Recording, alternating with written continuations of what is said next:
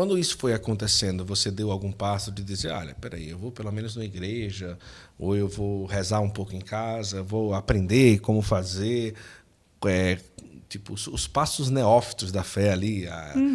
Como que foi, em nível pessoal, a sua iniciação mariana à fé, que até então ali você tinha uma certa distância, aversão ou desencontro, né?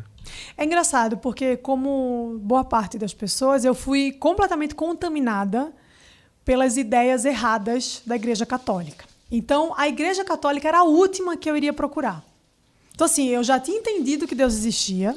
Mas não diretamente... Não. Apesar de ter começado pela vida dos santos. Certo. Ainda para mim, porque eu consegui, de alguma forma, fazer uma separação. Certo. Existem os santos e existe a Igreja Católica, que é aquela igreja retrógrada, que é aquela igreja que tem um monte de regra que não tem nada a ver com a nossa sociedade de hoje. Eu consegui separar as duas coisas. Então, para mim, a Igreja Católica, esse passo de ir até a igreja, de ir a uma missa, jamais. Não vou, nem sob tortura.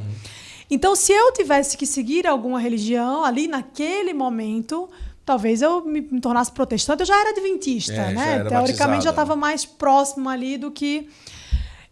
mas acabou que Deus, ele sabe muito bem como faz as coisas, e não aconteceu. Eu não fui para a igreja protestante de forma a permanecer. Eu fui visitar, fui conhecer, mas também eu fui conhecer tudo. Então, eu fui em centro de Umbanda, eu fui em centro espírita kardecista, eu fui à Assembleia Universal, renovação de não sei o que lá, renovação não, sei lá, carisma de não sei o que lá, que tem igreja com tudo quanto não, batista. E aí, todos os lugares que eu ia, com todo respeito, assim, eu achava uma palhaçada. Falava, gente, mas parece um teatro, parece que eles estão meio que encenando, assim. Eu não conseguia me identificar com aquilo. E era tudo, como eu sempre fui uma pessoa muito cética, e eu sempre levava tudo pro lado da razão, quando eu via aquelas manifestações, o povo girando, o povo fazendo isso, eu falava, mas isso aqui não tem nada a ver com o que eu gostaria de acreditar. Então, assim, eu vou me manter bem longe disso aqui. E aí, depois de muito tempo, eu fiquei muito intrigada com essa coisa da vida dos santos, então comecei a ler. E aí chegou um dia que eu falei, mas será? Será que tem alguma coisa na igreja que eu não entendi ainda, na igreja católica? Deixa eu ir lá ver.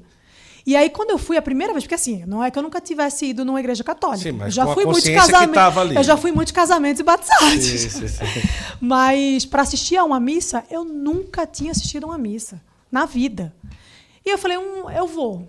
E aí eu fui assistir a uma missa, Igreja Madre de Deus ali no Recife Antigo, uma igreja belíssima, com aquela arquitetura fantástica. Lindíssima. E aí eu falei, não, eu vou logo nessa, porque como ela é muito bonita, vai me tocar profundamente. Aí eu assisti a missa inteira, acabou o negócio e falei, não aconteceu nada. Não me tocou, não senti nada, não fiquei arrepiada, não tinha ninguém gritando eita glória. Falei, o padre chega, celebra um negócio. Aí era dia de semana, então assim, não tinha nem música, nem nada. Falei, não, isso aqui não é possível. Só que isso foi o que me intrigou. Eu falei, caramba, mas é assim desde sempre? Desde 2000 anos que é exatamente assim, igual. Claro que vai ter pequenas variações ali culturais e tudo, mas é exatamente isso. Todos os dias, todas as missas que são celebradas, não, tem uma coisa errada. Não é possível. Ninguém bate um tambor aqui nesse negócio para dar uma animada. Isso me intrigou. E aí eu comecei a tentar entender por que era daquele jeito. Falei, então, peraí, deixa eu ver por que é assim. Aí eu descobri esse livro do Chesterton, que eu falei agora, A Coisa, Porque Sou Católico. E é um livro muito bom. Depois eu fui em outros, Ortodoxia, outros livros do Chesterton, que foi quem me introduziu, mais ou menos assim, à fé católica, porque eu acho que a melhor pessoa para introduzir alguém é o Chesterton, porque ele tem uma linguagem assim que é fenomenal. E aí eu conheci esse livro e aí eu falei, olha, não é que tem respostas aqui muito interessantes para isso? E aí, por mais que a fé católica e ter estado numa missa não tivesse me tocado de forma sensorial, aquilo me tocou de forma que alguma coisa ali me conectava com uma verdade que eu procurava.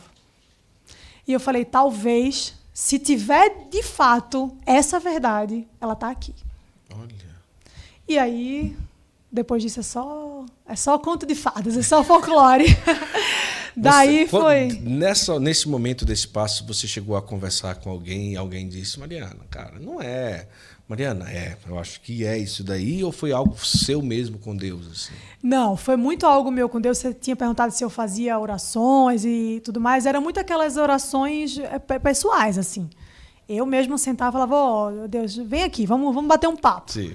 E essas orações são muito valiosas, porque elas são muito sinceras, Sim, né? Da alma. Né? Da alma. Então, eu guardava muito isso comigo. Só que logo depois eu conheci o meu marido e a gente... Ele também é de Recife, não? Não, ele é do Espírito Santo, uma cidade chamada Cachoeiro Itapemirim. Cidade de Roberto Carlos. Olha que chique. E de Rubem Braga, tá? Coitado que de faz Rubem mais Braga. sentido. Coitado do Rubem Braga. Então, o meu marido, que era católico de BGE, né, assim... quando a gente se conheceu, ele dizia, não, eu sou católico, eu faço até direção espiritual, mas você não vai na missa no domingo, criatura. Não, mas eu sou católico. Eu faço até direção espiritual. Eu faço até direção espiritual, mas você não vai à missa, o que adianta? Você pode dirigir o que for. Sim. E aí, com o meu marido, foi quando eu consegui começar a abrir isso.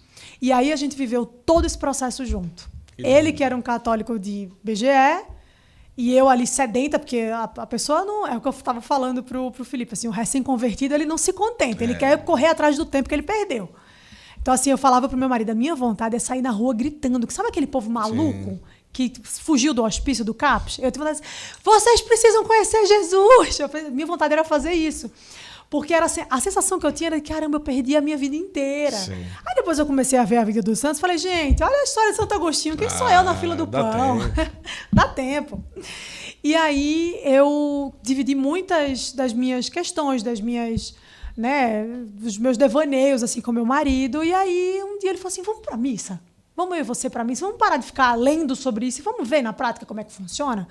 E aí até nunca mais a gente parou de ir. Olha. Aí ele já tinha feito primeira comunhão, né, fez quando era criança, eu não tinha nenhum dos sacramentos depois do batismo, e foi quando eu fui fazer todos eles, aí fiz um intensivão, primeira comunhão, crisma.